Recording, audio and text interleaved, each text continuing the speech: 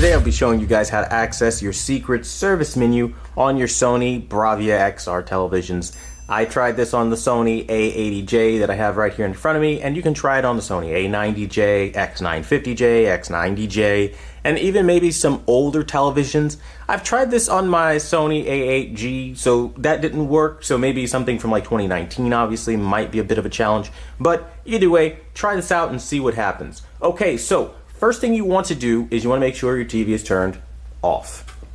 Once your TV is turned off on your remote, you have to do this very quickly, by the way. You hit display 5, volume up, and power. If you do this slowly, what's going to end up happening is you're just not going to access the service mode. So seriously, make sure you do it as fast as you can, because if you have too much of a delay between the inputs, it just won't work.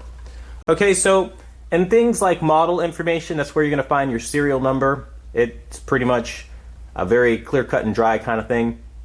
You have a self-diagnosis history where you can go in and see all the diagnosis that you've done, and it goes over a bunch of things like temperature, backlight, audio, things like that. So again, main power. So if you're having issues and you're self-diagnosing it, that's where you find that stuff. You have video/audio. You have AV monitor, right? And that's really just kind of to show you like bitrate stuff, data, formats, things like that. It'll show you some things, but honestly, unless you know you need this, don't mess with it. And honestly, do this at your own risk, because anytime you go into a service menu, you are running the risk of voiding your warranty and other stuff like that. So just be careful. Okay, so then you got the panel/PQ. This is where most people would find this particular secret menu helpful. Is if you're doing one of those like super ultra mega advanced calibrations, you want to access more white balance settings. Well, this is where you'd find them. White balance adjust, and this is where you can change that stuff. Then you can go back, and then you have WB / which is white balance / Mura / CC data transfer, and then you have a gamma transfer. You have a Mura data transfer and a CUC data transfer. So again, and then you can just hit start at the bottom. So once you make these changes, just hit start and it should take. Again, if you don't need to make those changes, do not make those changes. Now under general settings, you have something called an aging mode. I have no idea what the hell an aging mode is, but yeah, I wouldn't mess with it. I went ahead and kind of already tested that out, and all it really did was kill the picture, so I wouldn't mess with it. I would leave it alone. Enable ECS or ECS enable. Again, I don't know what that is. I'm not going to mess with it.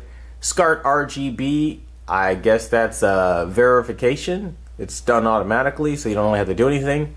And then you have tuner. And then you have your tuner status information, your second status information for your tuner, and adjust tuner data. And you have a bunch of different pieces of information, whatever this means to you, if, again, you want to use this. I don't pretend to know everything in a service menu. Some stuff I just have no value with.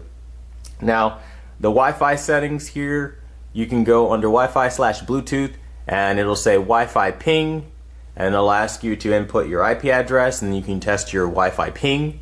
Wi-Fi monitor mode. You can monitor all your Wi-Fi, the bit rate, all that stuff. I mean, really, I don't need that. But again, if you know you need it, use it. You have Bluetooth testing. You have Bluetooth settings mode.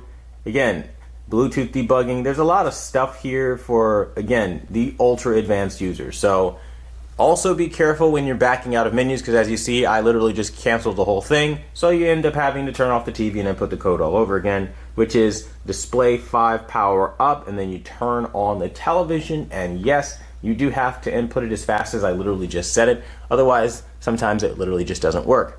All right, so then you have this SDB service menu, and that's literally where you can import things from a USB or export from a USB.